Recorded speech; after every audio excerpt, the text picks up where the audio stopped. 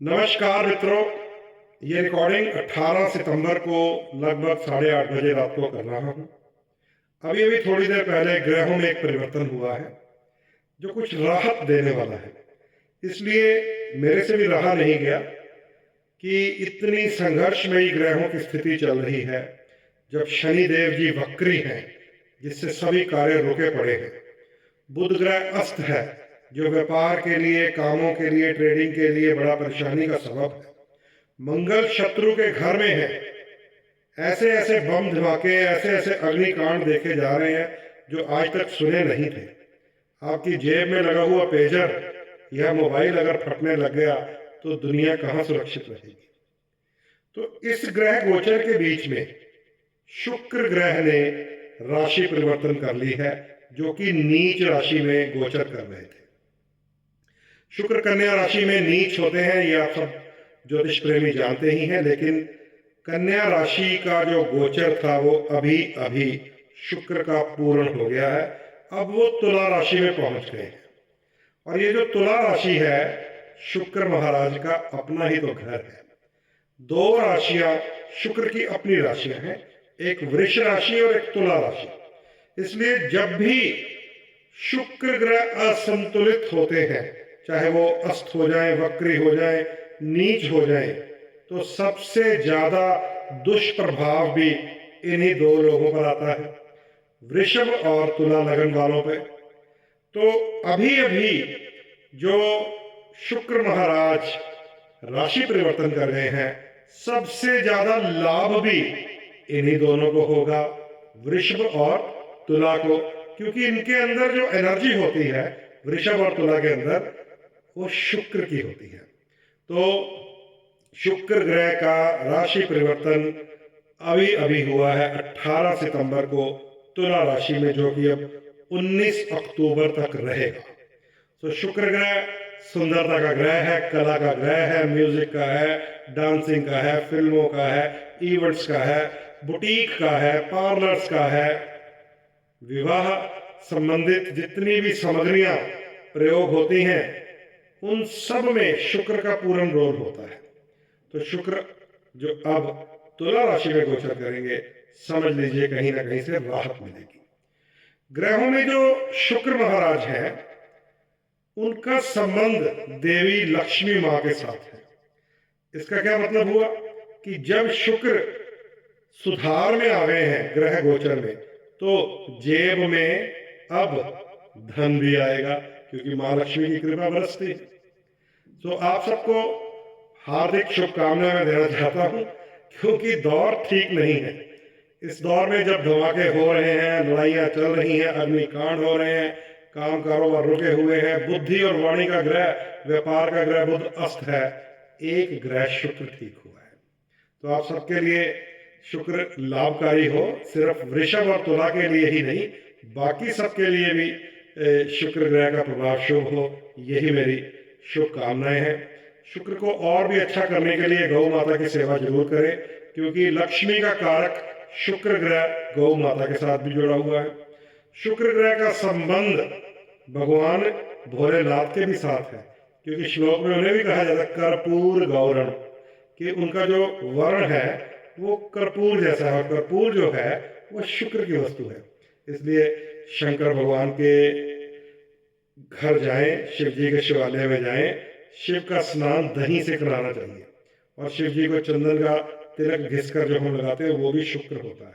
तो जितने लोग दैत्य श्रेणी की कुंडली में आते हैं, उन्हें इन शुक्र के उपायों का पूर्ण फल मिल जाता है, और इन्हें करना भी चाहिए, आपको फायदा बहुत मिलता है। सो शिव मंदिर में दही के साथ शिव जी का स्नान करवाना दैत्य श्रेणी वालों के लिए बहुत बढ़िया।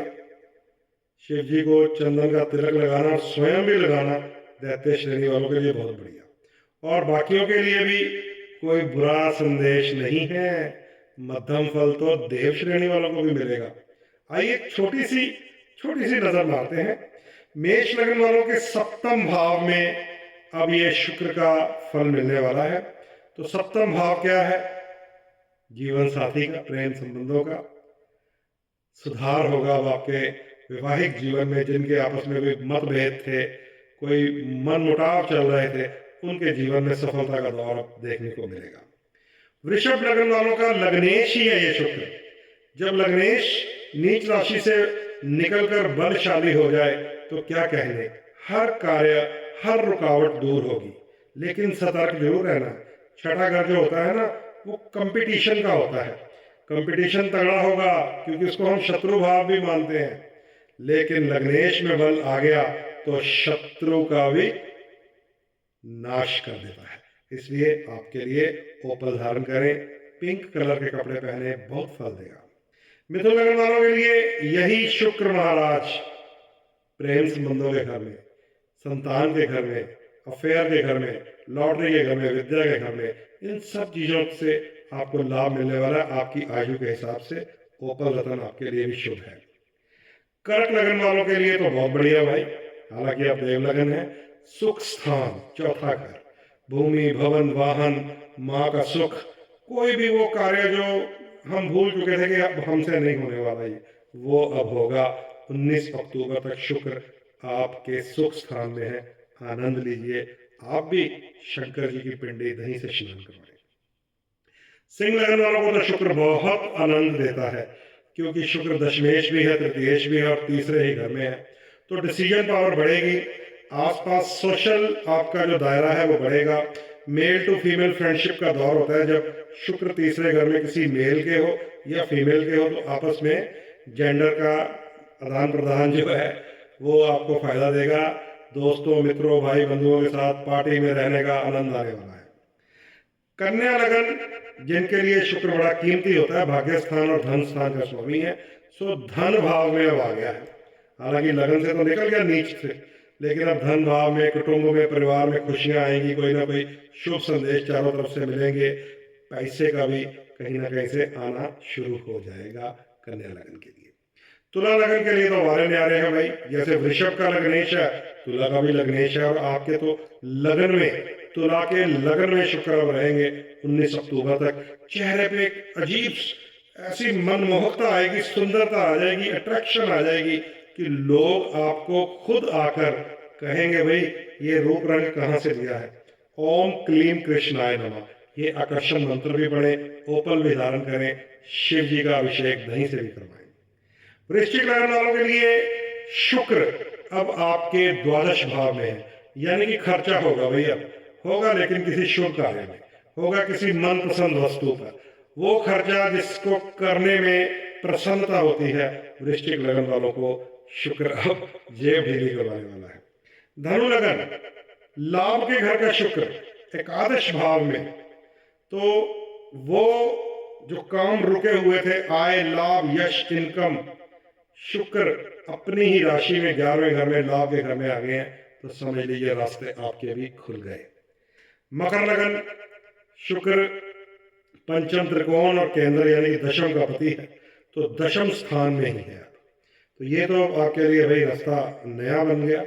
काम, कारोबार, जमीन जायदाद, अपने ही बॉस के साथ, अपने ही सरकार के कोई कार्य रुके हुए हों, सारे पूरे हो सकते हैं। फायदा ही फायदा। आप भी शुक्र, शनि और बुध का ग्रुप है, पन्ना, नीलम और ओपल धारण करें। कुंभ लगन, सुख स्थान और भाग्य का स्वामी। भाग्य में तो मैं तो अक्सर कहता हूं कि भाग्य स्थान अगर बढ़िया, कुंडली में दोष भी पड़े हो तो भी चलेगा। तो अब तो ये बढ़िया हो गया है गोचर में। अगर दशांतर दशा में तो खूब फायदा होगा, अगर नहीं है तो फायदा उठाइए, ओपल धारण कीजिए। मीन लगन, आपका शुक्र चला गया अष्टम भाव में। यहाँ पे थोड़ा बीमारी का ध्यान रखिएगा। छठे और 8वें घर का शुक्र डायबिटीज से शुरुआत कर देता है, लेकिन यहां से भी शुक्र की दृष्टि आपके धन स्थान पर है, तो कहीं ना कहीं से सोर्स ऑफ इनकम तो बनेगा, लेकिन हेल्थ का ख्याल रखें। तो आपके लिए शुक्र मध्यम फल देने वाला है। तो दोस्तों, शुक्र ग्रह जो अपने आप में ही खुशियां देने वाला, सुंदरता देने वाला, रिलेशनशिप देने वाला ग्रह है, अब वो सुधार में आ गया है। उसका कारक जो है वो अब हमें फायदा देगा सबको। वृषभ और तुला को तो देगा ही देगा, हम सबको भी देगा। आनंद लीजिए। देव श्रेणी के जितने लोग हैं उनके लिए भी शुक्र का उपाय करना चाहिए। उन्हें शिवालय में भगवान शिव जी के स्थान पर, जहां पर चंदन की लकड़ी घिसकर उन्हें तिलक लगाया जाता है, वहां नई चंदन की लकड़ी रख के आनी चाहिए, नई चंदन की लकड़ी, ताकि आपकी भेंट की हुई, अर्पित की हुई लकड़ी से घिस घिस कर लोग शंकर जी को त्रिपुंड लगाएं, चंदन लगाएं, तो खूब लाभ होगा। और जो दैत्य श्रेणी के लोग हैं, उन्हें तो शुक्र धारण ही कर लेना चाहिए, स्वयं चंदन का तिलक लगाना चाहिए और डायमंड या ओपल रतन धारण करके रखना चाहिए। शुक्र आपके लिए बहुत फायदे लेके आएगा।